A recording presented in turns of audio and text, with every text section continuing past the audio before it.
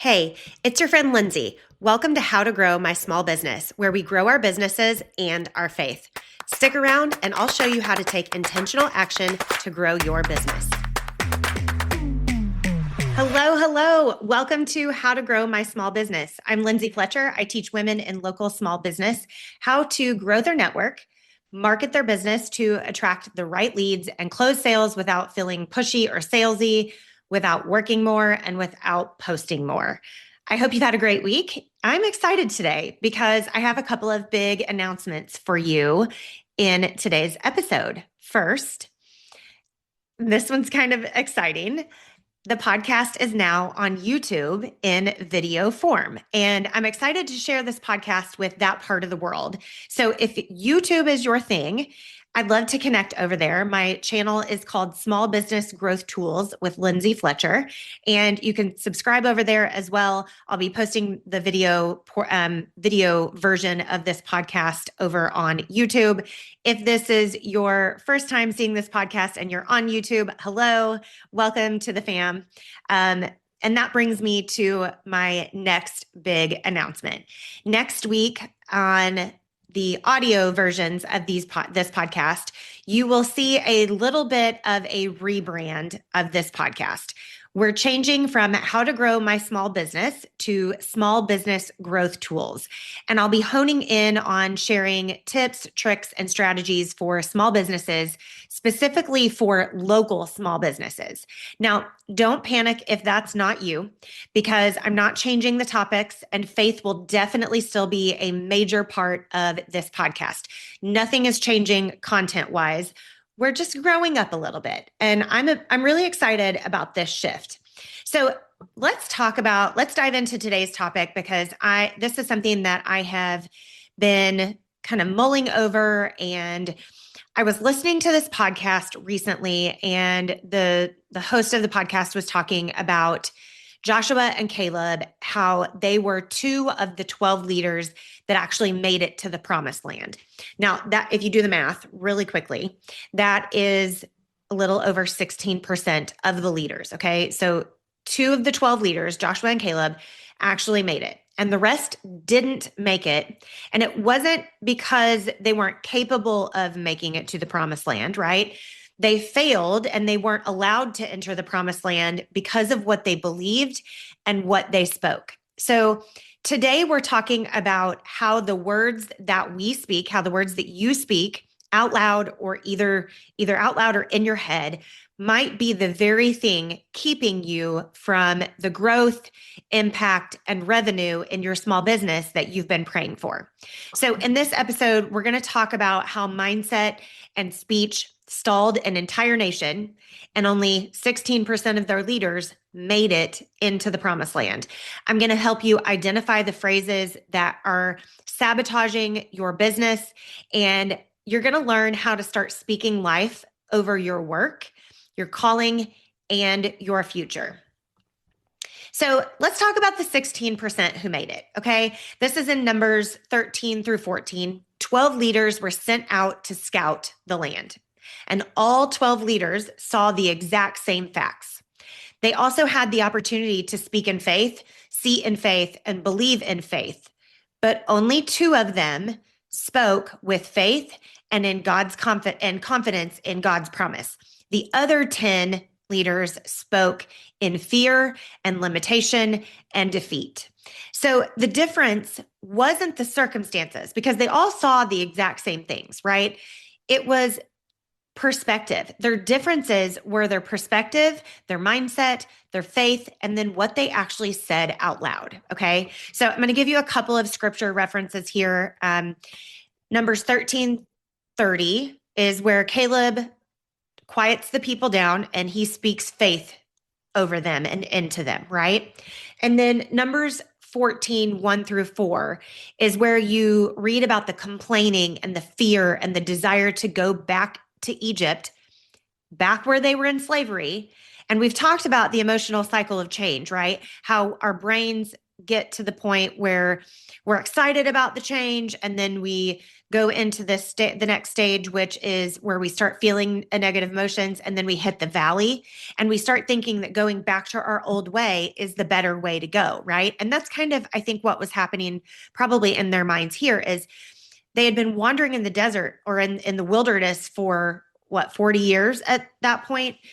And they think that going back to Egypt and back into slavery will be better than pushing through and making it into the promised land. Okay. And God didn't punish them for feeling afraid, but he responded to what they repeatedly spoke out loud. They repeatedly complained. They repeatedly said things like, "You're going to kill all our children and we're never going to make it and we're going to die out here alone," right? And in Numbers 14:28, God says to the people, "I will do to you the very thing that I heard you say." Okay. So what I want you to know is that complaining is a growth killer, and the Israelites wandered for 40 years. They complained, and complaining became their default language that they spoke. Their words reinforced fear and limitations. They weren't speaking in faith and what God had already done. They weren't speaking as a believer, right? Now, the parallel for business here are saying things like the market's saturated. People don't want to pay my prices, or I need to lower my prices. My business is slow. I'm bad at sales. This probably won't work anyway, right? I can't afford a coach, or I can't afford that course. My little business. How many times have we all said that? Well, my little business, right? But the Bible clearly tells us that we need to watch our words, right? There's life and death in the power of the tongue, is something that lots of people quote quite regularly. But there's a couple more scriptures that you can look up, right? Philippians 2:14 says, "Do everything without grumbling or arguing." And 1 Corinthians 10:10 says, warning against complaining. 1 Corinthians 10:10 is warning against the complaining that Israel was doing, right? Complaining doesn't just express frustration. It trains your brain to expect defeat. Now, I love me some good science. If you've been around my audio podcast for any sort of time, I love some good science, and this is how our brain works. It was designed to keep us safe. It's designed to keep us out of harm's way and comfortable. And it will tell you all the negative things about the promised land, about that dream God's placed in your heart, about that business you're supposed to go after. Your brain will tell you all the negative things about the promised land so that you stay right where you are, because it cannot comprehend why you would take risks and put yourself out there when it's uncomfortable, when it doesn't feel good. So you have to tell your brain to shut up. And yes, I'm telling you to tell your brain to shut up, and really, really focus on the vision that God gave you, or the dream that he put on your heart for your business. Okay. Now, life and death are in the power of the tongue. We've already quoted that scripture, and the Bible's very clear on how we are to speak. As a mom, I am really careful about how I speak over my kids, how I let them speak about themselves. I'm really careful about how I speak over my husband and my family. But I'm sitting here wondering how often I have thwarted business growth, or thwarted or stopped connections from happening because I was speaking out loud that things were hard, or that I can't afford that thing, or even complaining like the Israelites were doing, right? And not remembering all the things that God had already done for me. And the same goes for my personal being, right? About my body, my limitations, what I allow my brain to think about myself or my abilities. Same goes for you. What is that internal monologue happening in your brain that you're saying and thinking and believing, right? So Proverbs 18:21 is life and death are in the power of the tongue. But I want to tell you a couple other scriptures that you can look up.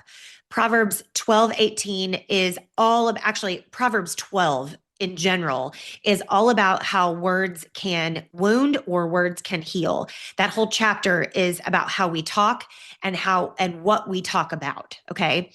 But James 3:5-6 says the tongue sets the course of life. And I'm going to see if I can find this quickly from in my Bible, because this one kind of smacked me in the face here. Let me see if I can quickly get to James. There it is. All right. 3, I'm going to start with verse 3. We can make a large horse go wherever we want by means of a small bit in its mouth, and a small rubber makes a huge ship turn wherever the pilot chooses to go. And even though the winds are strong, even in the same way, the tongue is a small thing that makes grand speeches. A tiny spark can set a great forest on fire. And among all the parts of the body, the tongue is the flame of fire. It is a whole world of wickedness, corrupting your entire body. It can set your whole life on fire, for it is set on fire by hell itself. That one kind of really hit me in the face, because what we say, what comes out of our mouths, can light a fire for good, or it can burn the whole thing down, right? And then Matthew 12:34, out of the overflow of the heart, the mouth speaks, right? So when we apply this to business, our words really, really matter. Okay. Our words really matter. And your words can shape things like confidence in sales conversations, willingness to take bold action, how others perceive your leadership. Are you showing up and speaking in a way that people want to follow you, right? Your words also can determine whether you persist or quit. You will convince yourself it's not working, but have you really done it consistently, right? Are you saying out loud it's not working? You're making it not work, right? You're basically prophesying over your business every day, whether you realize it or not, okay? So this is where the episode is going to get on the personal side of things, okay? And this is a part I'm especially preaching to the choir here, because I've been guilty. I'm sure I am guilty. It's the internal language of, I'm 40 something years old. I'm 44 years old, or I'm 54 years old, or I'm 64 years old and I feel behind, or I am behind, right? Or everyone else is doing better than me, or I always mess things up, or I'm not cut out for this, or I can't learn new things, right? But scripture specifically tells us about our internal narratives and to counter them. Romans 12:2 is all about renewing of the mind, right? Where God is calling us to renew our mind every single day.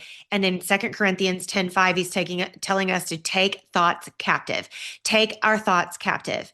When a negative thought comes in, we say, nope, shut up. We're not thinking that way. And we reframe it in a positive manner, right? And then Isaiah 55:8-9 talks about how God's ways are higher and better than ours, right? So what I want you to think about is, if a business friend came to you and started speaking negatively about their business, would you let them continue, right? Or would you speak negatively? Would you say something about someone else's business, right? And if you wouldn't say it about someone else's business, you shouldn't be saying it about your own, right? So if you wouldn't say it to a friend, you should not let it live rent-free in your mind, okay? So I want to choose to be in the 16%, right? So let's compare and contrast the two groups, okay? The 16%, the two leaders that made it to the promised land, focused on God's promises. The 84% focused on the obstacles.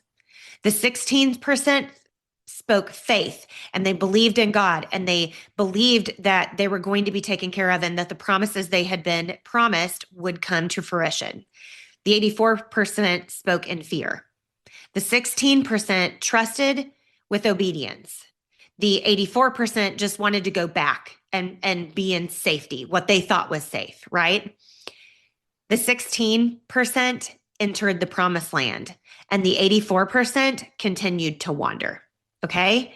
So there's a big difference in how we speak and how it will impact our small business growth, okay? The 16% speak possibility before they see proof. They speak faith over their businesses. Okay. They recall the vision or the dream that God gave them. And if that's something, if God has given you a vision of what your business is going to look like, or a vision to move towards, or He's put a dream in your heart, you need to be speaking that over your business as a possibility even before you see it. We're going to take action even when it feels uncomfortable and even when we feel silly, like putting our first YouTube video out there. Hi, that's me on this episode, right? We're going to take action even when it feels uncomfortable. And we're going to start aligning our words with our calling, not our circumstances. Okay. So each episode, I give you a little bit of homework and some reflection and some things to think about and some things to take action on, right? So I want you to reflect on these couple of questions, these 3 questions. What phrases do I repeat when things feel hard? Which words sound like fear instead of faith? And what would change if I spoke life over my business daily? Okay. And then the action that I want you to take this week is I want you to write down 3 phrases that you are going to remove from your vocabulary. 3 phrases you are no longer going to say. Something like my little business. No. Your business is making a kingdom impact. So no, it's not a little business. Okay. Maybe it's something like I can't afford that. Maybe you replace it with I will be able to afford that. Right? And I want you to speak them out loud daily. I want you to go back to your vision. I want you to write that vision down, or the dream that God gave you. I want you to write it down, and I want you to look at it and read it out loud every day. Okay? And maybe it's time for you to ask God to show you where your words are not aligning with His promises. Look, friends, I am not calling you out here. I'm calling you up. The promised land wasn't reserved for the most talented. It was entered by the ones who trusted God enough to speak life before they saw results. I don't know about you, but I want to be in the 16%. Let's be uncommon and unreasonable with our faith this year and in our small businesses. Okay. All right. That is a wrap on this episode. Thank you so much for being here. If this is your first episode with me, first viewing, I don't know, what do you call them on YouTube? Can you comment that below if you've stuck around this long? I would love to know all the YouTube lingo. So fill me in on all the things. Okay. If this is your first episode with me, welcome to the family. If you would hit subscribe or follow wherever you're listening or watching.